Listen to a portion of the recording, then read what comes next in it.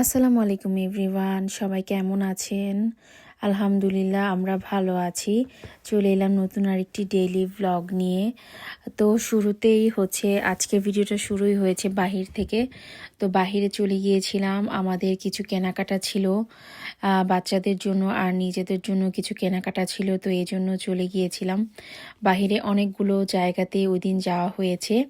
তো এখানে আমি জুতা দেখছিলাম। আমি একটা জুতা কিনবো, স্নিকার্স, যেগুলো রানিং শুজ ওইগুলো।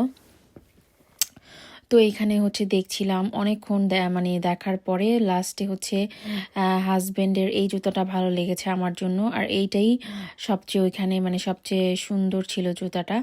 তো আমিও বললাম যে ওকে ঠিক আছে তাহলে নিয়ে নেই। তারপরে এই জুতাটাই আমরা নিয়েছিলাম। জুতাটা পরতে অনেক বেশি কমফোর্টেবল, আর একদম লেটেস্ট নাইকির এই লেটেস্ট মডেলটা বের হয়েছে। আর এই আইপ্যাডটাও কিনেছিল হাজব্যান্ড এলিগেন্স থেকে।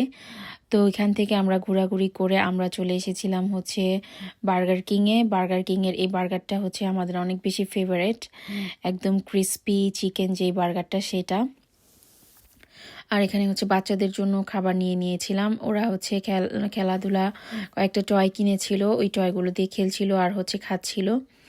তো এই তো খাওয়া দাওয়া শেষ করে তো বাসায় চলে এসেছি। এটা নেক্সট ডে ভিডিও। ওই দিন আমি ভাবলাম যে আজকে হাঁস রান্না করব। এই হাঁসটা কয়েকদিনই হয়েছে আনা হয়েছে, বাট টাইমের জন্য নামানো হচ্ছে না, রান্না করাও হচ্ছে না। তো হাজব্যান্ড যেহেতু ফ্রি ছিল, তো আমি ওকে বললাম যে প্লিজ আমাকে একটু হাঁসটা কেটে দাও, আমাকে একটু হেল্প করো, না হলে দেখা যায় যে কাটা আমার দ্বারা পসিবল না। হাঁসটা অনেক বেশি বড় ছিল, প্রায় 2.5 কেজি ওজন ছিল। এই যে যেমন এটা চাপাটি দিয়ে কাটতে হচ্ছে, চাপাটি দিয়ে না কাটলে এটা সম্ভব না কাটা। তো এই সব ধরনের জিনিসগুলো ও আমাকে হেল্প করে নিজ থেকেই। আমি বললেই হয়, আবার অনেক সময় না বললেও দেখা যায় যে হেল্প করে। এই যে একদম কেটে কুটে একদম সব কিছু রেডি করে দিচ্ছিল। আর এইটা হাঁসটাতে অনেক বেশি মোটা চামড়া হয়েছে।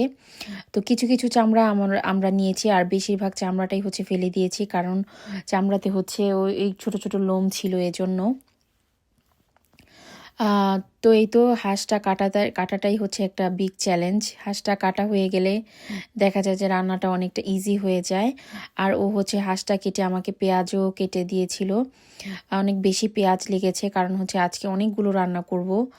আজকে হাঁস ভুনা করব, তারপরে লটিয়া শুটকি ভুনা করব, একটা মিক্স ভেজিটেবল রান্না করব, আর ডাল রান্না করব।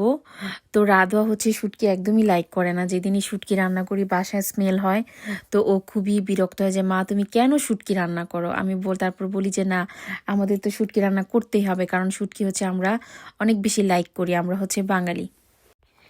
তো আমার আম্মু আমার জন্য শুটকি বানাইছে, বাট আমার শুটকি স্মেল একদম বাজে লাগে।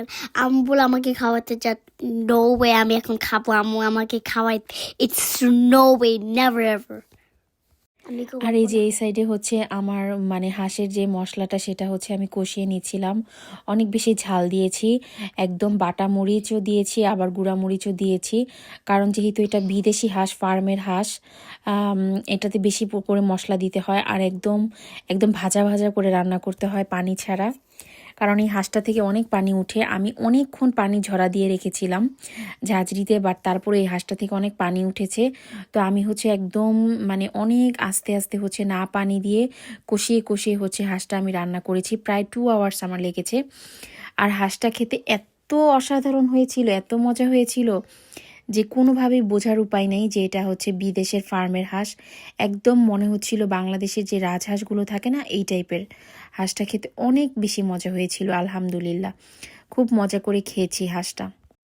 তো আমি সব মশলা একটু বেশি বেশি করে দিয়েছিলাম, মরিচের গুঁড়া, জিরা, ধনিয়া, গরম মশলা, আর একটা দিয়েছিলাম একটা এক্সট্রা মাংসের মশলা। তো সবগুলো মশলাই একদম কষিয়ে তারপরে আমি হাঁসটা এখন আস্তে আস্তে করে কষিয়ে নিব ধীরে ধীরে, কোনো পানি দিব না। এই যে দেখতে পাচ্ছেন আমি নাড়ছি, আস্তে আস্তে করে কষিয়ে নিচ্ছিলাম হাঁসটা।